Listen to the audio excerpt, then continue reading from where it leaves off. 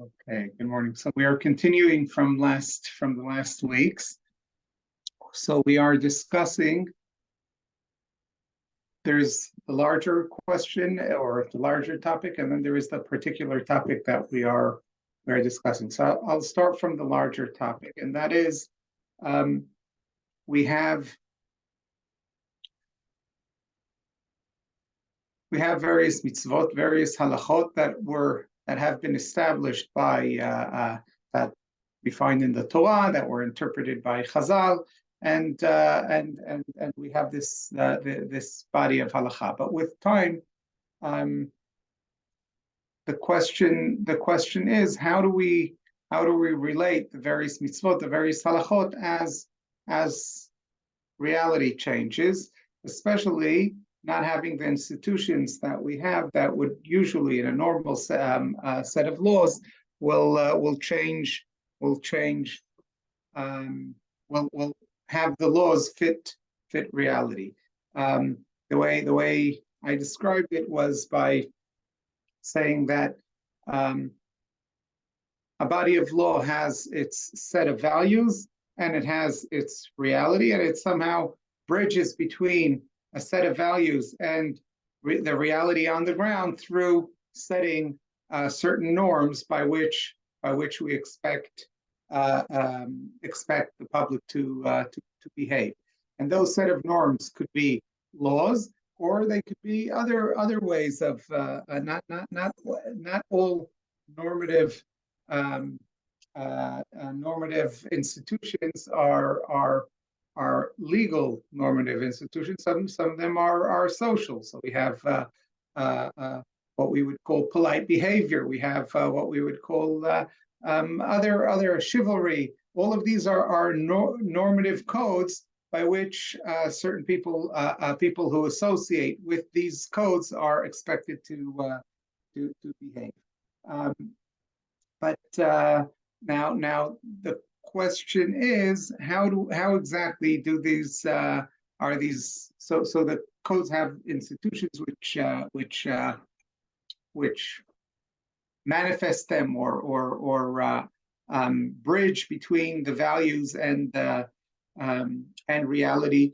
But so normally in a legal system, it would be the constitutional. There would be a constitutional the institution that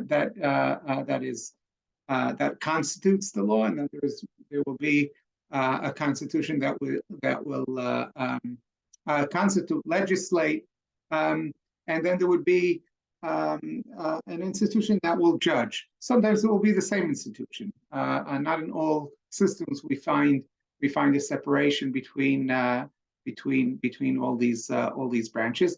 But what we find in halacha, there is an institution that still judges, if we see batei din in such a way, even though that is also not fully functional, but to an extent. But we don't see legislation. Definitely not. The Constitution can be seen as the Torah shebichtav. So we have a Constitution. We don't have but we don't necessarily have a legislating body since the abolition of the Sanhedrin. Definitely since the abolition of the yeshivot, or the demise of the yeshivot, the great yeshivot in Bavel.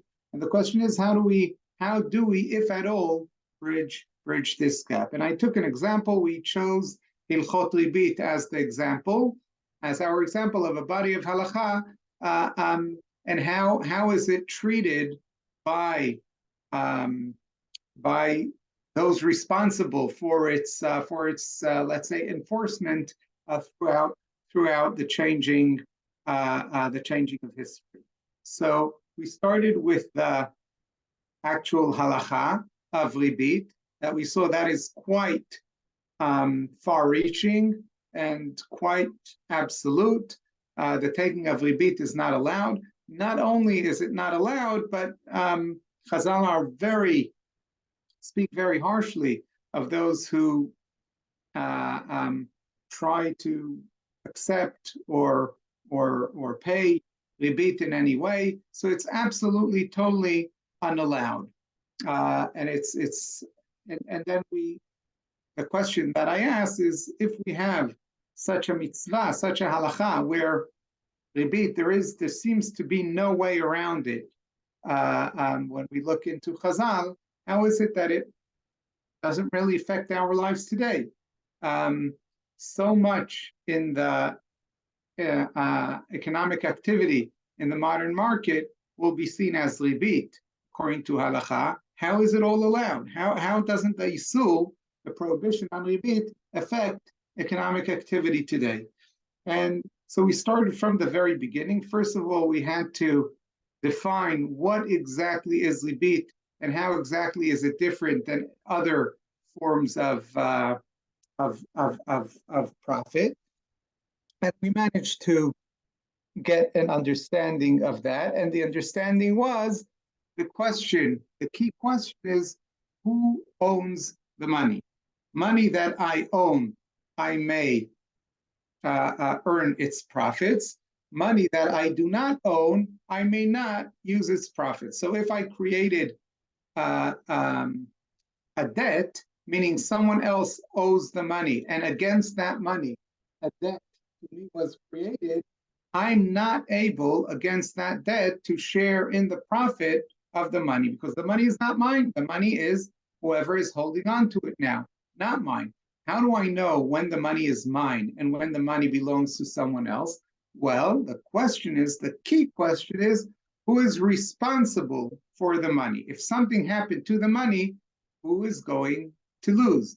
So if I'm going to lose, if I'm the one going to lose, then that is an indication that the money is mine. If someone else is going to bear the loss, that is an indication that the money is theirs, not mine. So that is the main way of deciding who or see. That's the main indication as to who the money belongs to. Okay, and then we started. Then we saw the idea of iska, and iska is a joint venture of two people, but where only one has the capital, the other one doesn't have capital. So what do? He gives a loan to the one for 50% of the venture, and then puts his own 50% into the venture. So meaning, and the other one, the one who is accepting the money, he's the active partner, and he gets something symbolic for his work, because that shouldn't be that he does the work for the loan, because then that's the ribit. The work that he does is considered ribit.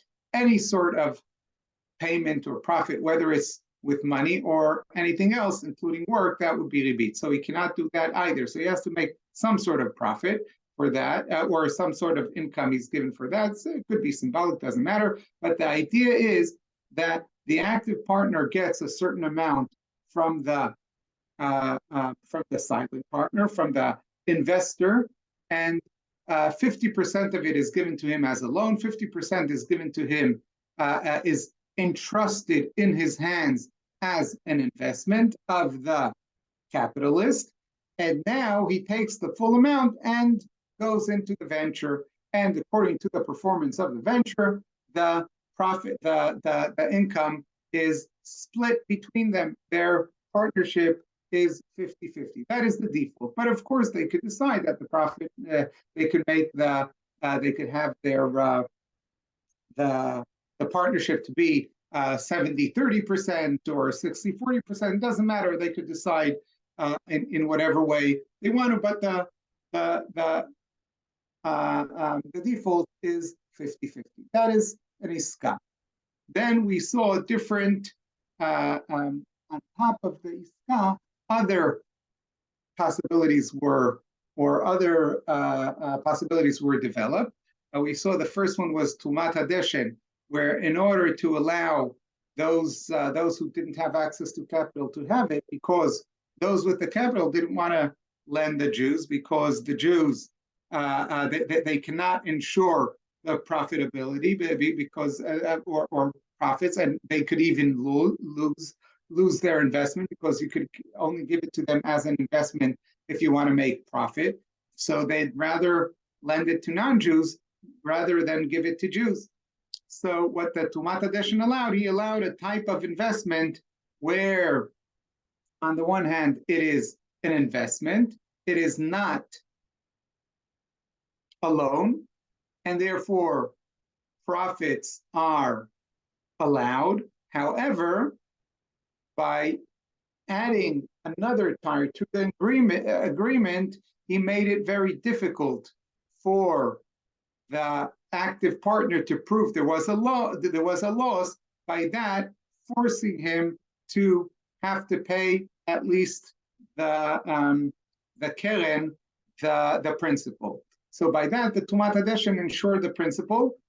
So on the one hand, the principal is insured. On the other hand, profit is possible, because the other way of ensuring the principal is giving it as a loan, but then profit is not allowed, so that doesn't help. So he allowed it, even though it's an investment, still by putting a high burden of proof on the active partner.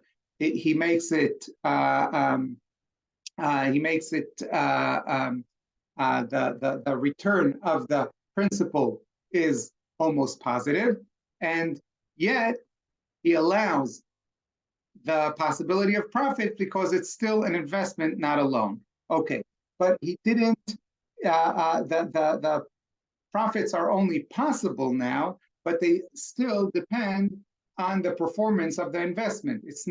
They're not for sure, and that was the problem. So then came the Heter Iska of Reb Menachem Mendel, and Reb Menachem, he says, no, I found a way. He found a way to ensure also profits.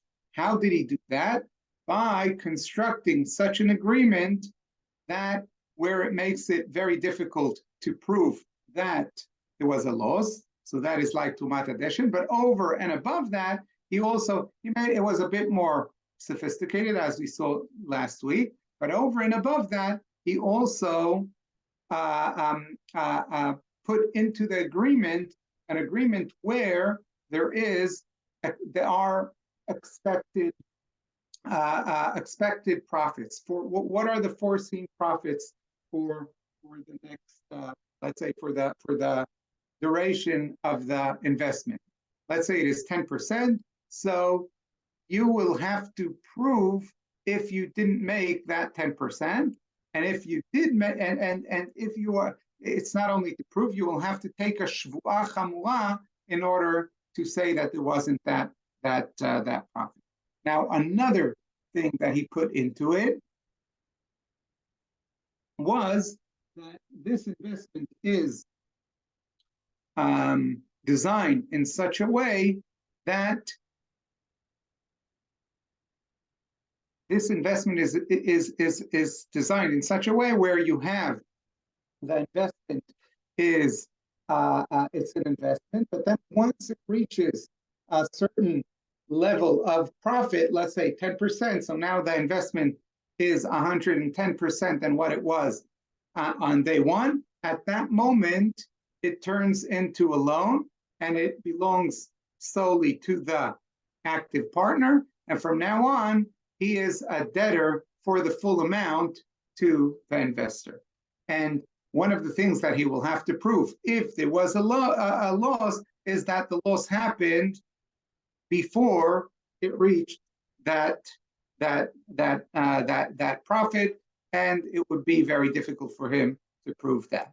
Okay, so that is the Heter Iska of Reb Menachem Mendel of Victors. We're talking about sometime late 16th century. Okay, now I want to discuss another form of Heter Iska that was suggested but knocked down by the Ginat Vadim. The Ginat Vadim Rav Avram ben Mordechai Halevi, when a rabbi in Egypt, 17th century, and this is the form this is what was. Just a minute. Yeah. This is what is suggested to him. So source number 12. Just a minute, sorry. No. Okay. I don't know why. Just a minute.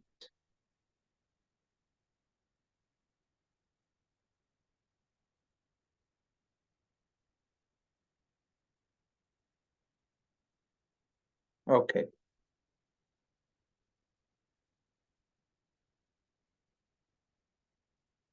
So someone suggests the following. He says, no, sorry. We have to first look at source number 11, which this is based upon. Okay. The Tosfot in Bava Kama say something very interesting. Let's not get into the question how Tosfot prove it, but they say like this.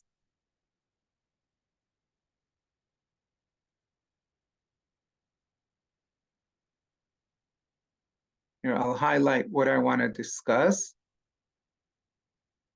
Okay. Im Adam noten ma'ot lachaviro lemachtzit sachar. Okay, that is an iska. So a man gives money to his fellow man, and the agreement is that they are partners in the venture. Ve'amar, but now he tells him something. Al menat shelo talvem, ela al mashkonot shel kesef vezahav. He says, my part, my half, I do not allow you to give it, let's say, to lend it out to someone else, let's say to a non-Jew, even in order to make a profit of ribit, unless you get back, you have such security of gold and silver. V'tishmerem bekarka. And when you keep it only when you hold on to them, you have to dig a big pit in your backyard and keep it there. Not enough in an ordinary vault. And if you don't do it like that, then you are responsible for the money. Okay. What Tosfot are saying is like this. We said, what is an indication of who does the money belong to? An indication of who the money belongs to is the question of if something happened to the money, who lost the money? That is an indication. So now the money belongs to the investor. He gave it to the active partner. So if something happened to the money, he lost. However, it's not to say the active partner has no responsibility. The active partner is responsible. In what sense is he responsible? He's at least a shomer chinam, right? If I give my cell phone to someone and I say, do me a favor, look after it for a minute, and then I come back and I say, where's my cell phone? He said, oh, I didn't realize, sorry. It's gone. And he has to give me a new cell phone. I gave it to him to look after it. Now, the fact that he has to pay me doesn't mean that the cell phone belonged to him. It belonged to me. But he accepted responsibility. So not any responsibility accepted makes the cell phone his, right? The cell phone still belongs to me, but he is responsible to look after it for me. So says the Tosfot, here it is the same thing. I gave him the investment. The investment belongs to me. If it makes a loss, then it's my loss. However, I could have an agreement with him that even though it's mine, still he has to be very cautious with this, with the investment, to invest only in certain things, and when he has the money to look after it in a very certain way. And if he doesn't do that, then by not doing that, that is the breach of the agreement, and therefore it is his responsibility if something happened to it. So I gave him money, and I told him, I allow you to invest only in certain investments, only in solid investments. And he went and he took a very risky investment. Something happened to the money. Now, by going to an investment which I didn't allow, by that he stole my money. He took my money, he did with it something I didn't allow him to do. For stealing that money, now has to return it to me. So the money, as long as he didn't quote unquote steal it, it's not even quote unquote, it could be seen as stealing. As long as he didn't do that, it was my money. But now since it was my money, I am entitled to profits. But now that he did something that I didn't allow him to do, by that moment, the money becomes his and he's responsible and he has to pay to me, give me the full amount. Okay, so that Tosfot says doesn't mean that the money is his. It's mine as long as he didn't breach the agreement. Only the moment he breached the agreement, he becomes responsible. Now, based on that, someone wanted to say, let's do such a heter iska. Let's say that I make an agreement with someone, but I make it so unbearable, meaning I tell you, I allow you, I give you my money, but you may invest it only in something that would 100% make profit. And if you keep it, when you transfer the money, you have to have only under armed guards. You have to have 2 tanks going in each side of the money, etc., etc. And then says the one who asked the question to the Ginat Vadim, he says, we know that burden of responsibility on the money is impossible. He's not going to do it. And since he won't do it, he'll have to return the full amount regardless of what happened to it. And the investment that are 100% okay, they make no profit, so no one will invest it. We know that he'll invest it in something else. But by that, then on the one hand, the investor could share in the profits because it was determined. It was described as something which is not alone an investment. But on the other hand, he changed it, so he's fully responsible. So at least the principal he'll have to return. Says the Ginat Vadim, no, that's already a sham, and that's the difference between the heter iska that we saw that it's okay, but this is a total sham. Okay, so first he's quoting the one who asked the question. לכן הרוצה להטיל אחריות על המקבל יעשה באופן זה שלא להלוות אלא על משכון של זהב וכסף יטמינהו תחת הקרקע ולא יוליך הסחורה ממקום למקום אלא עם 4 בעלי קשתות לשורה ולא יקנה שום סחורה אלא אם כן יראנה לשתי סוחרים היותר בקיאים באותה סחורה ויאמרו שהיא קרובה לשכר ורחוקה להפסד ולא יחסר דבר מדברים אלו. כל דבר הפסד שיבוא מחמת אלו השינויים יהיה ההפסד על המקבל לבדו, וההפסד שלו יהיה בו שום גרמה מחמת השינויים יהיה הפסד מותר לשניהם. עד כאן לשונו, that's the question. ואני אומר, גינת ורדים, וברכהי גבנה, שמתנה עליו תנאים חמורים אלו, שאי אפשר להם להתקיים כלל, גם תנאי שני שכתבת, להראות לסוחרים אין תנאי זה מתקיים כלל שאין דרך שום סוחר לעשות כן ודרכן לעשות סחורתם במסתרים והם יהיו נשאלים על סחורה יועצים לו שאינה הגונה כדי שיניחנה ויתפסו עליה. Okay, we don't have to get into the details, but says the Ginat Vadim, since to begin with these conditions are unrealistic and the expectation is that there will be a breach of this agreement, he says once that is the expectation, then this is a sham. Meaning they're making an agreement that they both know they're not going to stand by, just in order to determine this as an investment, not a loan.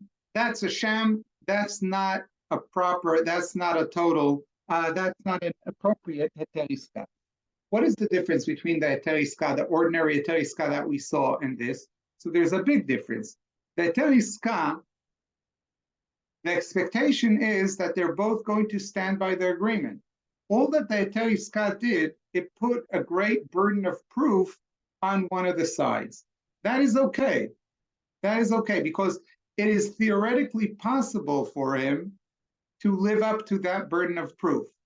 It might not be so, it might be difficult. He might decide, I'm not going to bother with it.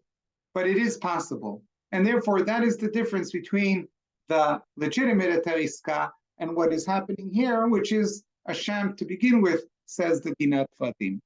Okay, and so too we have this heter iska until the early 19th century. The last heter iska that we have that was written, or the last version of the heter iska, is the one of the Chochmat Adam. The Chochmat Adam of Avram Danzig was he was a businessman himself. He was a businessman that at some point lost his wealth and had no choice but to become a rabbi, and then he became a rabbi in a dayan in Vilna. But he was he understood business, he understood economics, and he coined the Chochmat Adam. It's right, Chayei Adam is one of the very well-known books. Chochmat Adam is the more elaborate halachic work of his, one of the great Talmidei Chachamim of the early 19th century. And this is his heter iska. It's on a different document, so I'm going to go to that document which I have it on.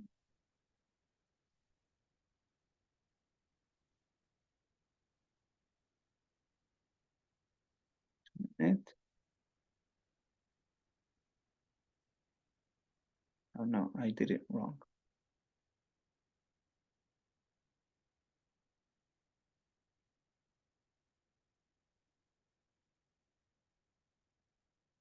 Okay. Here we have it. So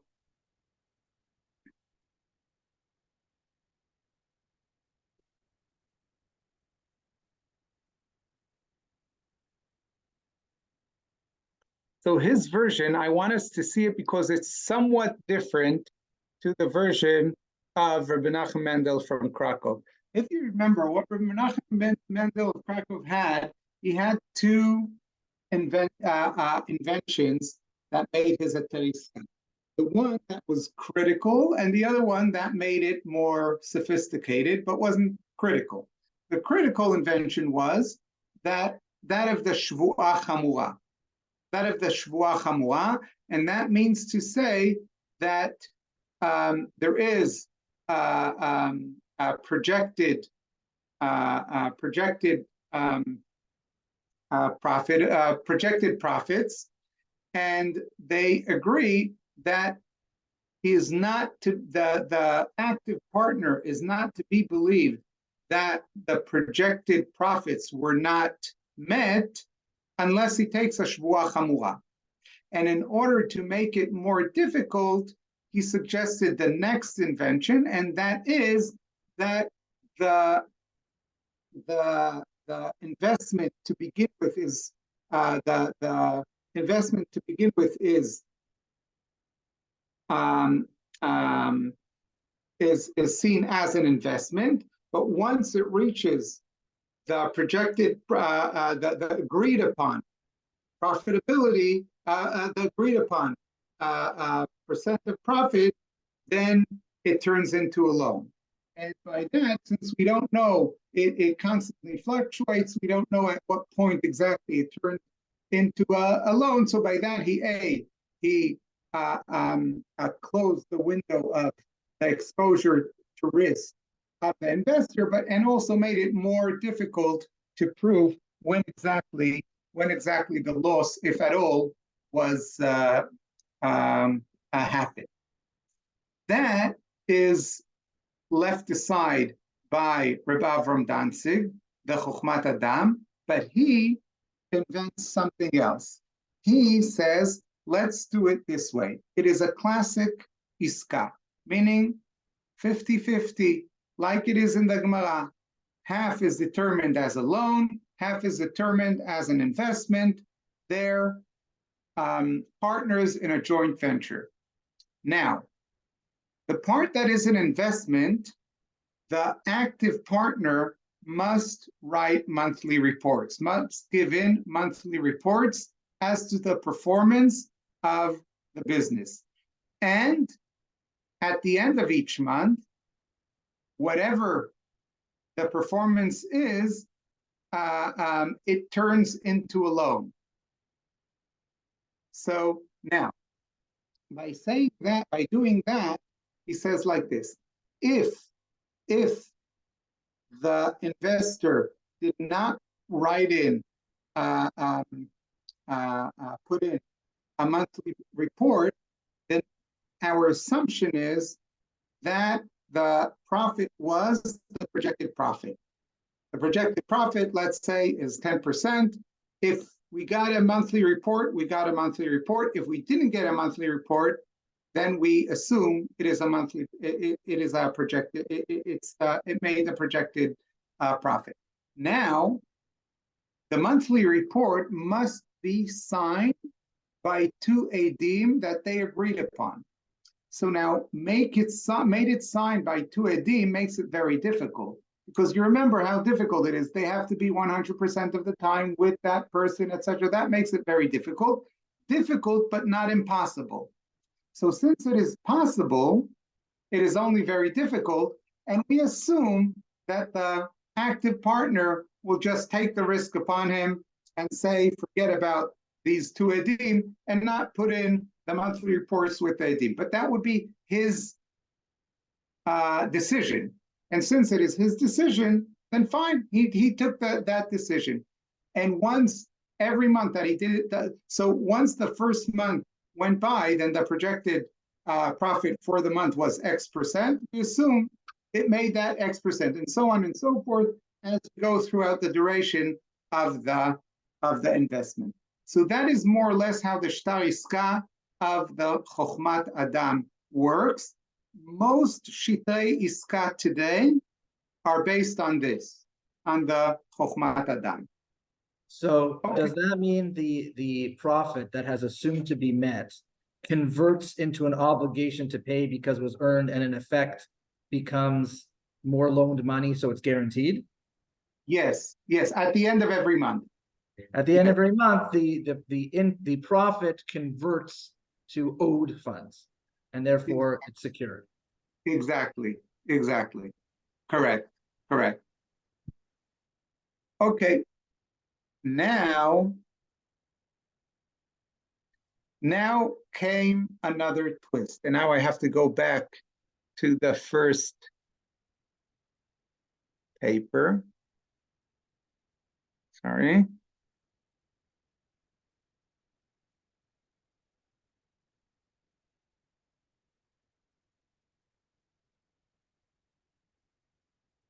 Now comes a twist. And that is this. Note that this heter iska is for a business adventure, business venture. Yes, if I don't have business, then I'm not able to make a heter iska, because now I want us to understand this situation. It is not that I'm not able to take a loan for consumption. I am, but only if I have investments. Meaning, I have my pension fund, and I want to go on a trip to Cyprus. I don't have $5,000. I go to the bank. I take a loan for $5,000 to go and have a nice vacation in Cyprus, with interest.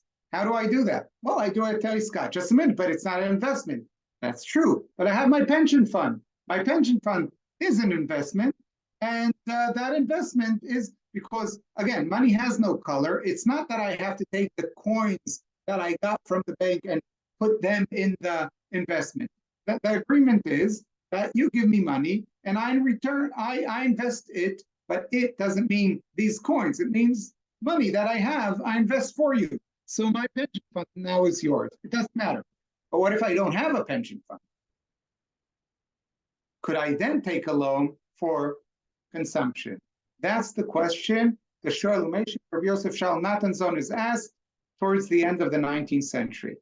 Nishalti, source number 13, Nishalti ממלמד אחד, שאין לו שום מסחר, רק מה שמקבל שכירות המלמדות, ואתה צריך להשיא בנו, ואין לו להשיאו, וצריך ללוות מעות על רווחים. ושאל אם מותר לו להלוות על צד היתר עסקה, כיוון דעיקר עסקה הוא פלגה מלווה ופלגה פיקדון, והרווח הוא לאמצע, או כפי מה שהתפשרו ביניהם, והרי הוא, אין לו שום מסחר, רק שלוקח עמוד ומשיא בנו, ואחר כך ייקח שכירות המלמדות, וישלם לו מעט מעט עם רווחים. ואם כן, אין לו שום היתר. Okay, he says what? He says, look, I need to marry off my son. For that, I need to take a loan. The only loan I found is someone who's willing to give me money with a loan with interest. So I want to do heter iska. And heter iska means there is an investment, but there is no, I have no investments.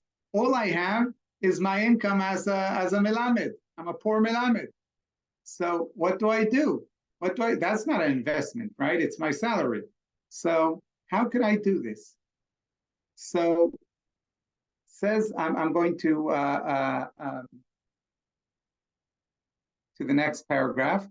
ועל כן נראה לפי עניות דעתי, בעניין היתר עסקה הוא כל מה שירוויח ואף אם אינו בעסק זה. Okay. Says the Shoel Meshiv, he would have been a very good tax attorney. He says, what are you talking about? There is no iska. Of course there is an investment, because this melamed, he's not an employee. He's in the teaching business, and that is it, it's investment. Now, he owns a company. He owns a company that provides teaching services. And that company also has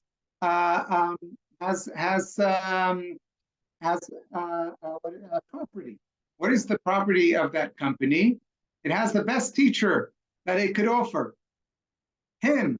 Okay, so that is what he has. Now, in order for the company to have that property and to employ it, then that property has to have the time to invest and give itself to the company.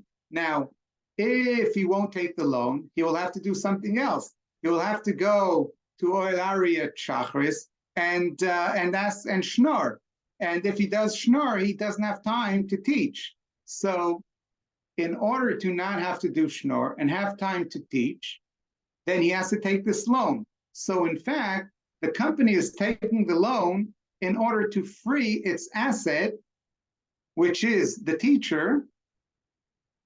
So now the teacher has time to go and teach. So that's an investment in teaching. That's what the Shoel Meshiv wants to say. In fact, that is what he says. And he says, therefore, it is considered a heter iska. He is investing, and the profits are his salary.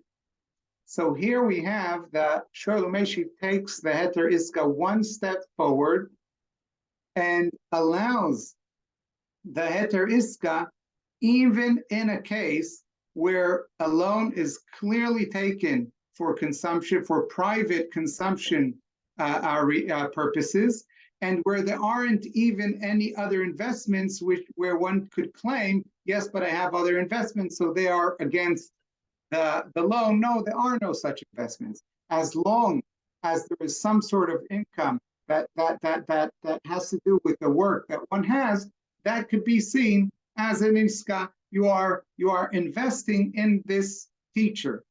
You could invest in a person who's a freelancer of some sort. He could take, right, he has someone helping him. He needs someone to set up his business. So you could invest in that. So he says that is still seen technically as an investment. So that is a very big gap, a very big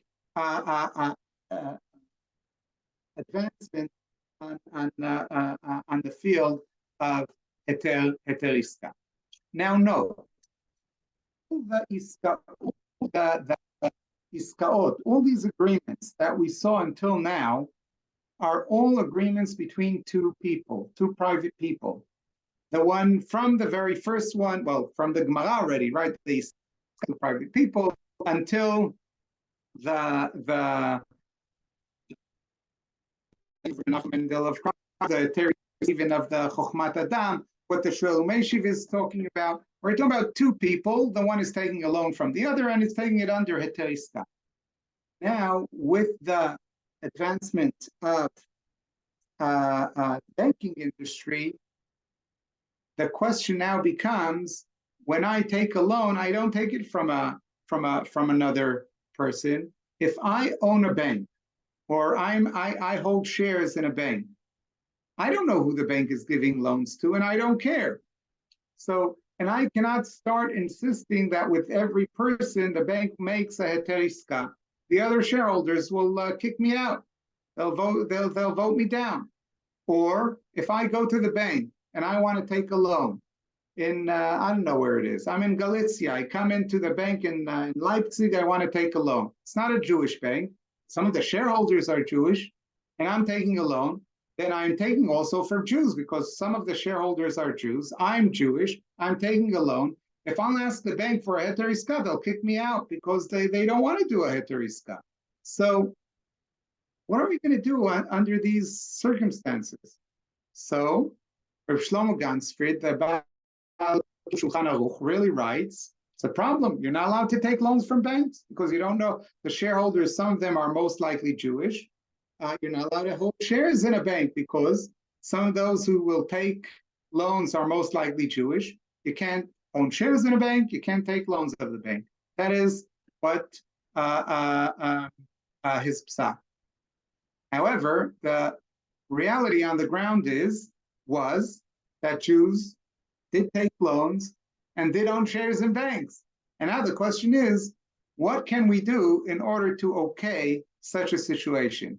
That is the next step in heter iska that we are going to see next week. That is called heter iska haklali. Up until now, it was heter iska, an agreement between two private people. Now we're going to see what is called a heter iska. It's not an agreement between two private people, but some sort of statement of a bank or of a business that whatever they do is under this heter iska sort of thing. How does that work? That we're going to see next week, Be'ezat Hashem. If anyone has any questions, then so you just mentioned a bank, an institution lending to an individual. And I guess next week we also talk the other way around, an individual lending to a corporation. Yes. It will work in both ways. Obviously, part of the question will be, how do we view a corporation, right? But to that we'll get later. First, we'll treat a corporation as if there is no such thing in halacha as a corporation. A bank is the sum totals of the individuals that hold its shares, and then we'll treat it like that. And then we'll see other opinions that say, but just a minute, a bank is not an individual, and therefore maybe it should be treated differently altogether. But first, we'll see the one opinion, and then we'll go to the other.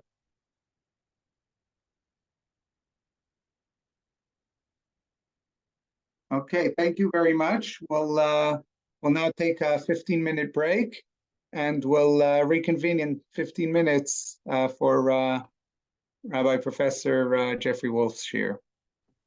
Sure. Thank you. Thank you.